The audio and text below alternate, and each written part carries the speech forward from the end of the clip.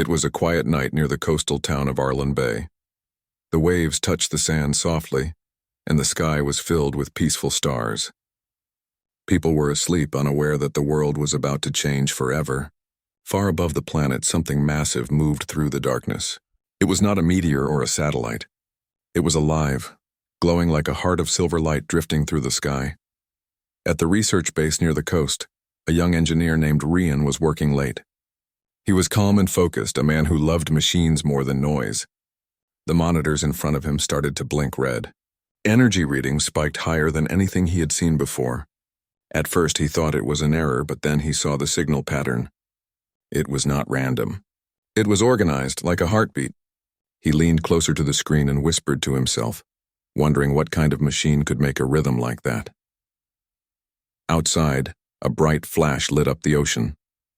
The water rose like a shining wall as something fell from the clouds. The sound was deep and powerful, shaking windows across the town. People ran outside, pointing at the strange light in the water. It did not fade like an explosion. Instead, it pulsed again and again as if something beneath the surface was breathing.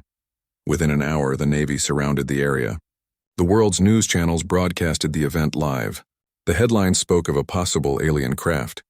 Scientists, governments, and soldiers argued about what to do. Some wanted to destroy it before it could pose a danger. Others wanted to study it. Ryan, standing in his lab, felt something different. He was not afraid. He felt drawn to it, as if the signal itself was calling him. By morning, the military had pulled something from the sea. It was not a ship made of metal and fire. It was smooth and crystal-like, shaped like a great sphere. Its surface glowed faintly, covered in strange symbols that looked alive. Ryan was chosen as part of the technical team to study it, because he had worked on decoding unknown signals before. When he reached the site, the air was heavy with mystery and fear. The sphere rested on the shore, taller than any building nearby. It made no sound, but energy scanners showed it was full of power. Ryan touched his wrist device and began recording. The scientists placed instruments around it. Nothing could pierce its surface. It reflected everything, from lasers to sound waves. Then, without warning, the sphere began to move. Lines of light spread across its surface like veins. People stepped back as the crystal shell opened. Inside stood a figure unlike anything seen before. She was tall, her skin shining like liquid silver under the sun. Her eyes were bright blue with a soft glow.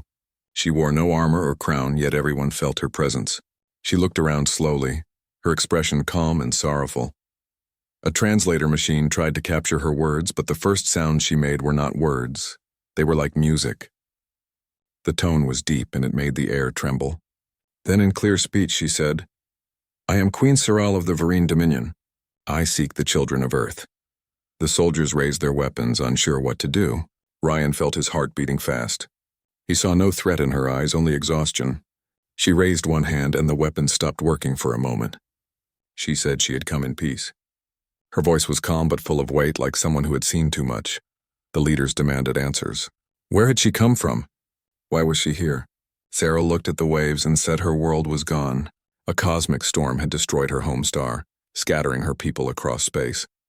She had traveled for many years, searching for a planet with hope and life strong enough to help rebuild her race. Rian was the only one who dared step closer. He placed his hand on a small communicator and said softly, "We will not hurt you. You can talk to us." She turned her gaze toward him and studied his face. Her expression softened. She nodded slowly. "Then you will speak for them," she said. From that moment, Ryan became the bridge between humanity and the Queen. Each day, he and the scientists worked in the containment zone, studying her ship. It responded only to her touch. When Rian asked about its power, she told him it was not a weapon, but a vessel made from living light. It connected to her thoughts. The media called her a visitor from the stars. The government called her a potential threat. But Rian saw something deeper. She was lonely. Every time she looked at the sea, her eyes filled with quiet pain. When he asked why, she said the ocean reminded her of her home world, where cities floated above crystal waters. She said her people were once proud and united, but when the storm came, their unity broke. Some fought to survive while others gave up. She had escaped with only a few, carrying the last hope of her civilization. The days turned into weeks. Ryan's team collected more data, and Saral learned about human culture. She watched the news, read books, and asked many questions. She seemed fascinated by simple things: flowers, laughter, and the way humans work together even when afraid. Ryan explained that fear was natural, but that courage often grew from it. Cyril smiled at that and said, "Then Earth must be a strong world." Yet not everyone trusted her. Many powerful people believed she was lying. They thought her ship's energy could be used as a weapon. Secret plans began forming behind closed doors. Some leaders wanted to take control of the vessel, no matter the cost. Ryan had no idea that danger was already growing inside the same base where he worked. One night, while most of the staff were asleep, Ryan walked to the observation deck. The ocean was calm again. The sphere glowed faintly on the shore. Queen Sorrel stood beside it, watching the stars. He approached quietly. She spoke without turning. "Your people are afraid of what they do not understand," she said. Ryan answered, "Sometimes fear protects us, but sometimes it blinds us." Sorrel looked at him. "And what do you see, Earthling?" He thought for a moment and said, "I see someone who came here not to rule but to survive." Her blue eyes softened. She nodded. "Perhaps you understand more than you know," she said. As the night wind passed between them, Ryan felt a strange peace. He realized that this meeting was only the beginning of something far greater. The world had changed, and he stood at the center of it.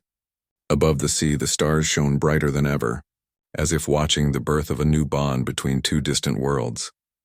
And so began the story of a human and an alien queen, a tale of fear, hope, and a fragile bridge between species built not from power but from trust. The days following the arrival of Queen Sorrel changed everything for the people at the research base. Soldiers guarded the gates day and night. Scientists worked in every corner, and news helicopters circled above the coast. Everyone wanted to learn more about the alien queen and her ship, but no one could truly understand her except Ryan. He had become the main voice between her and humanity. Ryan met her every morning in the white observation chamber built beside the silver sphere. The room was quiet, filled with soft lights and screens. Cyril often stood near the window, watching the sea waves move slowly under the sun. Her silver skin reflected the light like water, and her eyes carried both wisdom and sadness. When she spoke, her voice was calm and melodic. "Your ocean is alive," she said one morning. "It speaks in ways I can feel but not yet understand." Ryan smiled and replied, "The ocean has many voices. Some are kind and some are dangerous, but together they make the world complete." Sorrel looked at him curiously. "You speak like someone who listens to the world, not someone who only studies it." Ryan laughed softly. "Maybe both.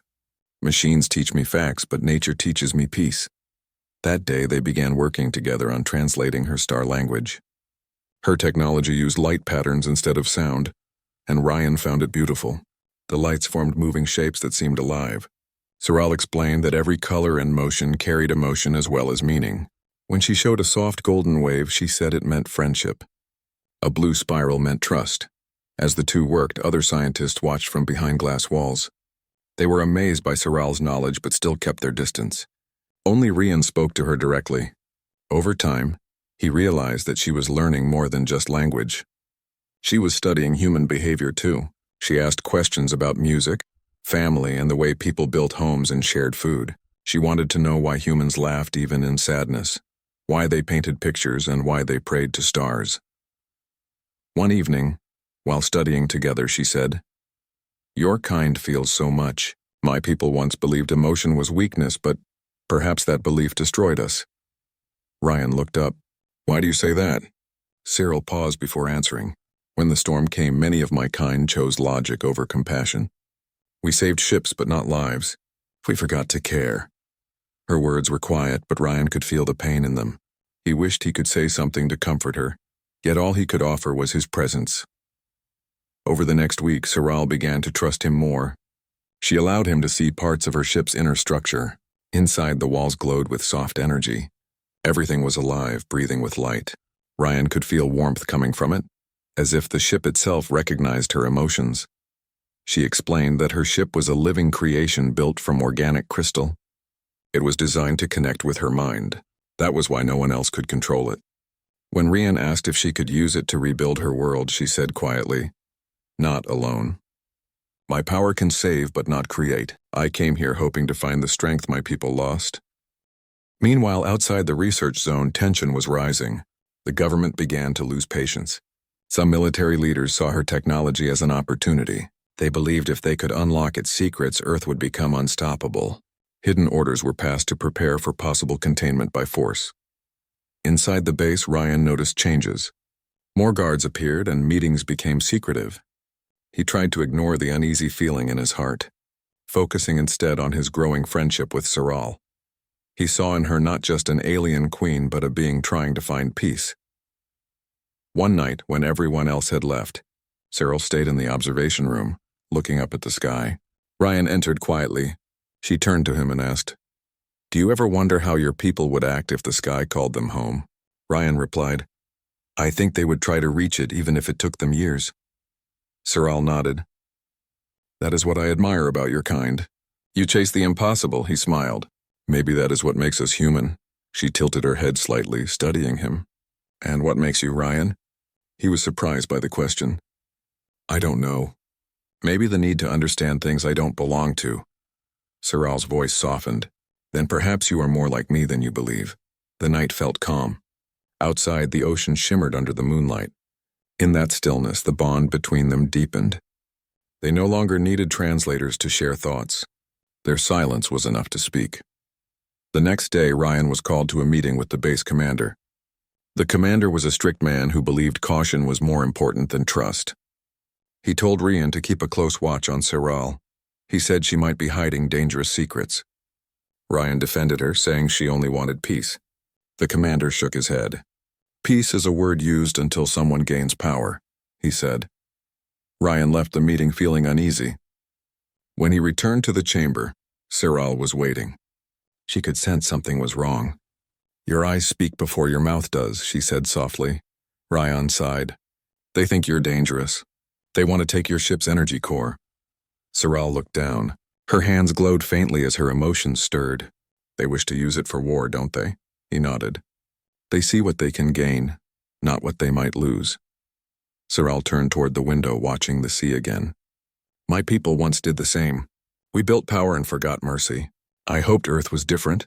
Ryan stepped beside her. "Earth is full of both kinds of people. Some destroy, but some protect." She looked at him with calm eyes. "Which kind are you?" Ryan did not answer right away. He looked at the waves and said, "I will protect what I believe is right." Saral placed her hand gently on the glass. The ship outside responded, its glow pulsing softly, as if echoing her heartbeat. "Then we are allies, Ryan of Earth," she said. From that day, their trust became unbreakable. Ryan spent long hours helping her record messages for humanity, messages of peace and warning. She spoke of the dangers that come when power is used without balance. Ryan transmitted these messages to scientists around the world, hoping they would listen. At night, when the base was quiet, Saral often asked to hear human music. She said the sounds carried emotion in ways her people had forgotten. When Ryan played a soft melody on his small device, she closed her eyes and smiled. "This music feels alive," she said. "It reminds me that there is still beauty in creation." Ryan watched her and realized how much she had changed since that first day. She was no longer only a queen from the stars. She was becoming something more, someone who understood the heart of humanity. But deep within the base, secret preparations continued. The order to take her ship's core had not been canceled. The soldiers were waiting for the right moment. Ryan did not yet know that soon, his loyalty would be tested, and his bond with the Queen would face its greatest trial. For now, as the night fell over Arlen Bay, Ryan and Saral stood together beside the glowing ship. The air was quiet, the stars shone bright, and the ocean carried their reflections. Two beings from different worlds stood side by side, learning not just from each other but from the silence that held the promise of a fragile peace. The days at the coastal base grew tense and heavy. What once felt like a place of discovery was now filled with fear and secrets.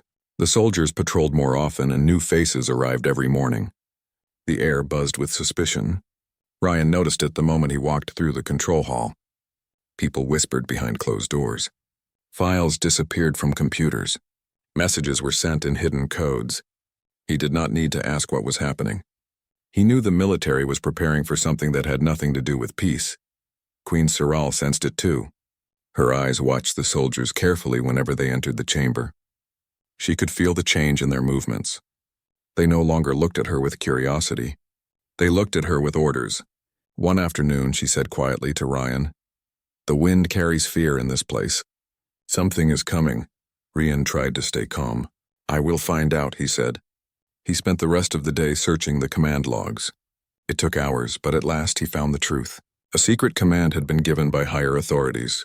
At midnight, a team would move in to take the energy core from Soral's ship. The message was clear. If she resisted, they would use force. Ryan felt cold. He knew what that meant. The core was not a simple machine. It was part of her life force. Removing it could kill her. He ran to her chamber, his heart beating fast. She was standing near the window again, watching the sea in silence. When she saw his face, she already knew. "They are coming, aren't they?" she asked. Ryan nodded.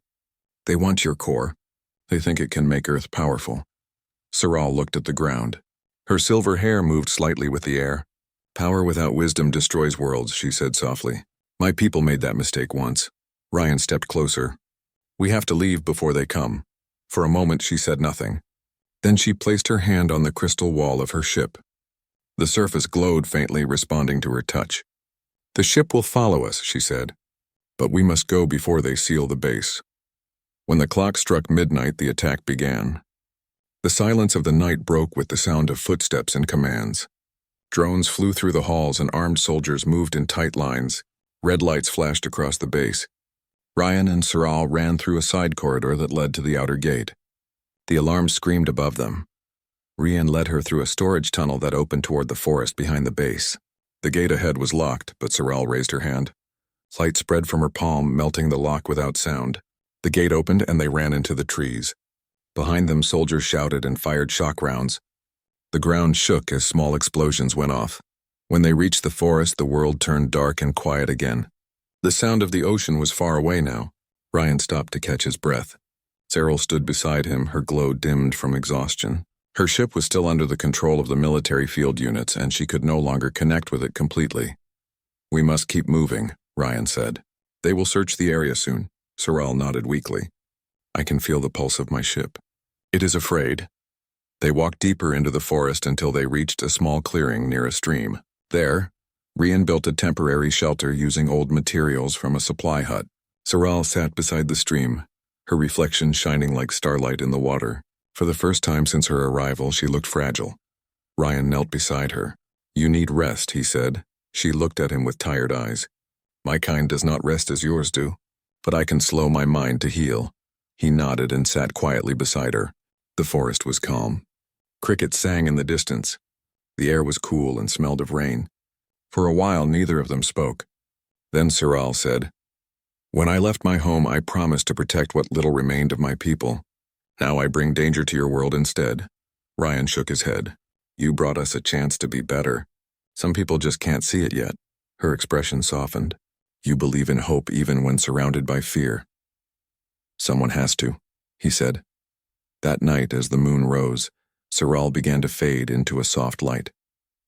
Ryan panicked for a moment, thinking she was dying, but she explained that it was a form of healing. Her body entered a state of calm energy to restore itself. The glow surrounded her like a cocoon. Ryan stayed close, keeping watch until dawn. At sunrise, the glow faded and Soral opened her eyes again. "You stayed," she said. Ryan smiled. "I said I would protect you." She stood up slowly and looked toward the sea. "They will not stop, Ryan. They will keep coming until they have what they want." "Then we need to find another way," he replied. Soral walked to the edge of the clearing. "If I can reach my ship again, I can shield it from their control. But I need to be close enough to its core." "That means going back," Ryan said. She turned toward him. "Yes, you will be in danger," he shook his head. "I already am. If we do nothing, they'll destroy everything." Soral studied him for a moment. "You are brave for a human," he smiled faintly. "I'm just stubborn." That evening they made their plan. Cyril would use her connection to the ship's energy to locate it precisely. Ryan would help guide her through the base's underground tunnels. They had to move carefully and avoid detection. Before they left, Soral looked at him with gratitude. "You could walk away and let your people take me. Why do you stay?" Ryan looked at her and said, "Because I see what they don't." You came here looking for hope, not conquest. If I abandon you, then maybe we lose the only chance to prove that humans can be better than fear." For a long moment, Saral said nothing. Then she stepped closer and placed her hand gently on his chest. The touch was warm, and light spread softly around them. "Then we walked together," she said.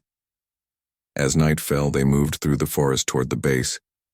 The wind carried the sound of distant machines. The sky above was full of stars, shining bright over the dark ocean. Ryan felt both fear and determination growing in his heart. He knew that if they failed, everything could end in chaos. When they reached the base fence, Saral raised her hand again. The electric barrier flickered and went dark. They slipped through quietly, moving through the shadows. The closer they got to the ship, the stronger the hum of energy became. Suddenly, a spotlight flashed. Soldiers shouted orders. Ryan pulled Saral behind a transport vehicle. Drones circled above. One of them fired, striking the ground near them. Saral reacted instantly, raising a wall of light that absorbed the impact. The soldiers were blinded for a moment, giving them a chance to run. They reached the hangar where the silver sphere stood, still glowing weakly under heavy guards. Ryan used his access card to open a side gate. Inside, Saral placed both hands on the ship's surface. The lights around the hangar flickered as if the ship recognized her again. A burst of energy spread across the floor, knocking the guards down. The ship's glow returned, brighter than before. Saral turned to Ryan. "It remembers me," she said. But before they could escape, the commander appeared at the entrance with more soldiers. He shouted for them to stop. Ryan stood in front of Saral, shielding her. The commander raised his weapon and said, "Move aside, Ryan. That thing does not belong here." Ryan answered firmly, "She's not a thing. She's alive." The tension in the room grew heavy. The commander's hand shook, and for a moment it seemed he would fire. Then Saral stepped forward. Her eyes glowed brighter and her voice filled the room. "I came in peace. You answer with fear. If this is your way, then learn what fear truly means." Light spread across the base, blinding every sensor and camera. The power grid failed. When the light faded, Ryan and Saral were gone. The ship rose silently from the ocean once again and disappeared into the mist. In that moment, the whole world realized that the visitor they feared had chosen to vanish rather than destroy. But for Ryan, it was only the beginning of something far greater. The ocean was restless under the pale morning light. Waves crashed against the rocks as Ryan and Queen Saral stood near the shore. Hidden beneath the thick fog, the silver ship hovered quietly above the water, glowing with soft blue light. It looked alive again, breathing slowly like a giant heart. For a brief moment, peace returned to both of them. Ryan stood beside Saral, his clothes torn from the escape, but his eyes were steady. He looked at the ship and said, "They will not stop. They will come again." Saral's voice was calm. "I know, but I will not run anymore. I came to this world in hope, not fear. If I keep running, I betray that hope." Ryan nodded. Then we faced them together. For a while, they worked silently near the ship. Saral used her energy to repair the parts damaged during the attack. Ryan helped her by adjusting the human devices he had carried. She told him how the ship's power worked. It drew strength from emotion as much as from energy. When she felt peace, the ship glowed brighter. When she felt pain, it dimmed. Ryan realized that her ship was not just a tool. It was part of her soul. Far away, the military tracked their movements. Satellites picked up the strange energy waves coming from the coast. A full strike force was sent. Tanks rolled through the roads and aircraft circled above the water. The commander who had ordered the attack was now determined to capture the ship at any cost. The world watched through screens, waiting to see what would happen next. At the shore, Saral finished her work. The ship rose higher, its reflection shining on the waves. Ryan stood beside her, holding the communicator he had repaired. He looked at her and said, "If they come, they will not listen. They will see danger again." Saral placed her hand on his shoulder. "Then we must show them something stronger than fear." When the military reached the coast, the morning sky turned gray. Helicopters hovered above and loudspeakers demanded surrender. Saral stood in the open, her silver form shining against the dull light. She raised her voice, speaking through every communication channel. "People of Earth, I am Saral of the Vereen Dominion. I came here seeking peace and learning. I have harmed none of you. Yet your weapons follow me as if I am your enemy. I ask not for your obedience, but for your trust." Her words spread across the world. People in cities and villages stopped to listen. Some believed her. Others remained afraid. But everyone heard her voice. The commander on the lead ship ignored the message. He gave the order to attack. Missiles launched toward the coast. The explosions roared through the sky, but when the smoke cleared, Saral was still standing. Around her, a dome of blue light shimmered. It was her shield powered by her own life force. Ryan ran to her side. "You cannot hold it forever," he shouted. She answered, "I will hold as long as I must." The attack continued. The ground shook. Yet Saral did not fight back. She only defended. Her ship hovered above, ready to respond, but she stopped it from firing. She refused to let blood be spilled for her sake. Ryan felt anger rise in his chest. He grabbed the communicator and switched it to broadcast mode. He shouted into it, "Stop this! She is not your enemy. She saved your soldiers. She saved this planet. You are destroying the only one who can help us reach the stars." His voice echoed across the network. Many soldiers hesitated. They looked at the silver figure standing calmly against their fire. Some lowered their weapons, confused. The commander shouted again, but fewer followed his orders. The world was changing before his eyes. Then something unexpected happened. The ship's energy core began to flicker. The balance had been disturbed by the constant attacks. The lights turned white and the hum grew louder. Ryan looked at Saral, his face pale. "It is going to explode," he said. Saral closed her eyes. "If it explodes, it will destroy this coast and all who are here. What can we do?" Ryan asked. She looked at him sadly. "I can contain it, but I may not survive." Ryan shook his head. "No, there must be another way." Saral stepped forward. "Ryan, you once told me that courage means doing what is right even when afraid. This is my courage." She walked toward the ship. The light around her grew brighter until it was hard to see her face. She placed both hands on the ship's core. Energy surged through her body. The ground trembled. Waves rose high into the air. The soldiers stopped firing and watched in silence. The light expanded across the sea like a sunrise. Ryan called out to her, but she did not answer. Her voice came only through the air, soft and distant. "Tell them that I did not come to rule. I came to learn. I came to believe in what you showed me." The sky filled with white light, then slowly dimmed. The noise faded. The waves settled again. The ship floated gently above the water, quiet now. Ryan ran toward it, his heart pounding. Saral lay at the edge of the shore, her silver glow fading. He knelt beside her and held her hand. Her eyes opened slightly. She smiled weakly. "The core is stable now. The world is safe." Ryan felt tears in his eyes. "You saved them. You saved everyone." Saral looked up at the sky. Maybe now they will understand what peace means. Helicopters hovered above, but none dared to fire. The soldiers stood silent. The commander lowered his head. The battle was over. The queen they had feared had saved them instead of destroying them. Ryan stayed by her side. Her light was dim, but her eyes were calm. "You must rest," he said. She smiled again. "My time is not yet over. The ship still carries my essence. I will return when the stars call me again." Her body turned into a soft mist of light that rose into the air and merged with the ship. The entire coast glowed for a few moments, then settled into silence. The ship slowly descended and rested gently on the water. Ryan watched it in awe, his heart heavy but full of wonder. News spread across the planet. The story of the alien queen who saved Earth traveled everywhere. People began to question what they had believed about fear and power. Some called her a savior, others a mystery. But to Ryan, she was something more. She was proof that kindness could survive even across worlds. Days later, the base was closed. The military withdrew, leaving the ship under international protection. Ryan remained near the coast, refusing to leave. Every evening he sat by the water, waiting for the soft glow of the ship to rise again.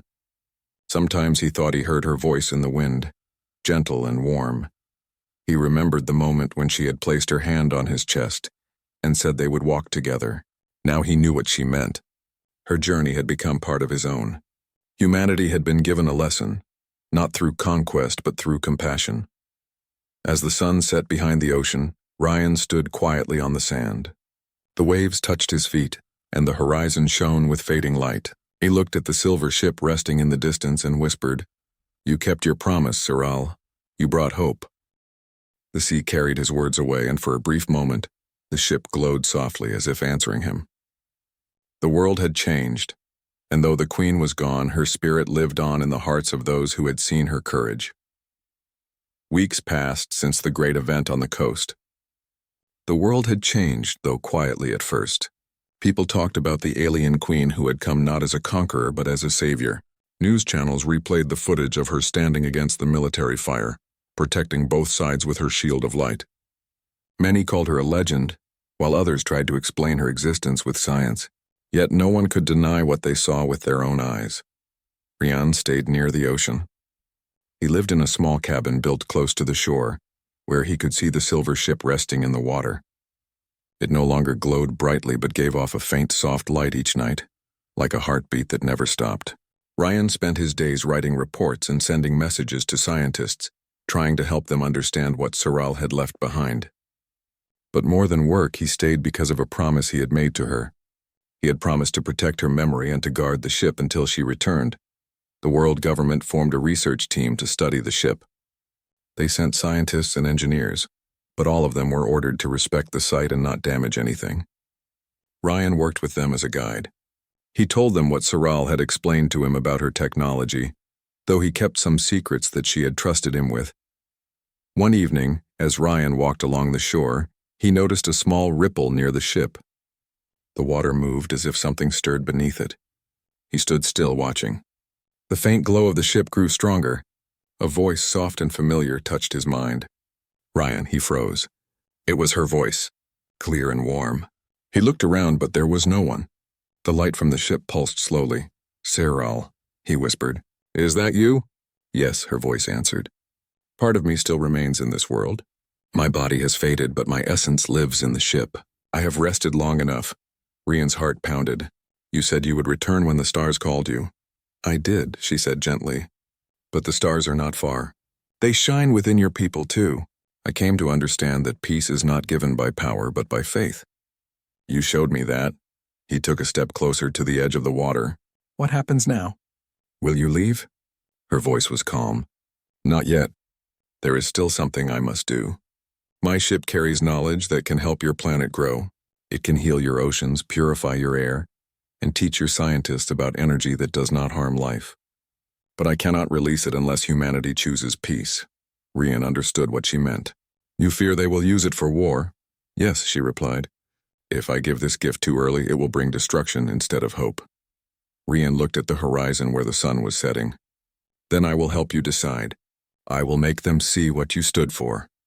For the next months, Ryan traveled around the world. He spoke at conferences, shared his experience, and showed evidence of Saral's sacrifice. He did not speak like a scientist, but like a witness. He told people that the alien queen had believed in their goodness. His calm words began to change minds. Young people listened to him more than anyone else. They formed groups that promoted unity between nations. They called themselves Children of the Dawn, inspired by Saral's light. They built small stations powered by solar energy near the coast, working to clean the ocean that had been damaged by pollution. Ryan watched them work and felt pride growing in his heart. One day he received a message from the World Council. They had decided to begin peaceful cooperation to explore the ship. They wanted to use Saral's technology for healing the environment. The military had no control over the project now. Scientists from every country were allowed to join, under a single promise, that the knowledge would never be used for weapons. Ryan stood before the council, his voice steady. If we break this promise, her light will fade forever. But if we keep it, we may become something greater than what we are now. The council agreed. It was the first global decision made without conflict. The project began the next morning. When Ryan returned to the coast, he stood before the ship again. The faint light had become brighter. The air around it felt alive. The voice returned. You have done what I could not, Saral said. You brought unity. Ryan smiled softly. No, you did. I only carried your hope forward. There was a moment of silence, then her voice grew tender. You taught me what belonging means. I was born among stars, yet I found my home here. Not in your world, but in your hearts. Ryan felt tears in his eyes. You are part of us now. The ship's surface began to change. Small openings appeared, releasing gentle streams of light that touched the water and spread across the sea. The glow traveled through the waves, cleansing the ocean of pollution and bringing life back to the dead coral below. Fish returned and plants began to grow again. The scientists nearby watched in awe. "This is her gift," Rian said quietly. "The gift she promised." The ship continued to shine for hours until the entire coast looked like a silver horizon. People gathered from nearby towns, standing in silence as they witnessed the miracle. When the light finally dimmed, the ship remained still once more, now pure and clear like crystal. The next morning, Ryan woke to a message on his communicator. It was from Saral's ship. A single line appeared on the screen. "Thank you for showing me what it means to belong." He looked up at the sky and smiled. He knew she was watching somewhere among the stars. Years passed and the world entered a new age. The technology from Saral's ship helped humanity build cleaner cities and heal the planet. The Children of the Dawn grew into a powerful movement of peace. People began to look beyond nations and see themselves as one race, the children of Earth, united under the memory of a queen who had believed in them. Rian grew older, but never stopped visiting the shore. The ship still rested there, silent but full of life. Sometimes at night he sat near it and watched the stars. He thought of her often, remembering her voice and her calm strength. One clear night as he sat alone, a soft light touched his face. He looked up and saw the ship glowing again. The water shimmered around it. He felt a presence near him. "Rian," the voice said, as gentle as the sea breeze. He closed his eyes and smiled. "Saral," her voice was full of peace. "It is time for me to go home. My mission here is complete. But remember, my journey does not end. It continues with you and with all who choose hope." Rian nodded. "We will remember. We will keep your light alive." The ship slowly rose into the air, shining like a second moon. The wind swept across the coast, carrying a soft warmth. People from nearby villages came out and watched as it climbed higher, then vanished among the stars. Rian stood quietly, feeling the sand beneath his feet. Though the sky was empty again, his heart was full. He whispered, "Farewell, Saral." Above him, a faint shimmer appeared among the stars, forming the shape of a silver wing. It glowed for a moment, then faded into the night. Humanity had learned something that would never be forgotten, that even across galaxies, compassion could unite hearts stronger than fear. And on that peaceful shore where the waves met the sand, the legend of the alien queen who whispered her heart to an Earthling became not just a story but a symbol of a new dawn for all humankind.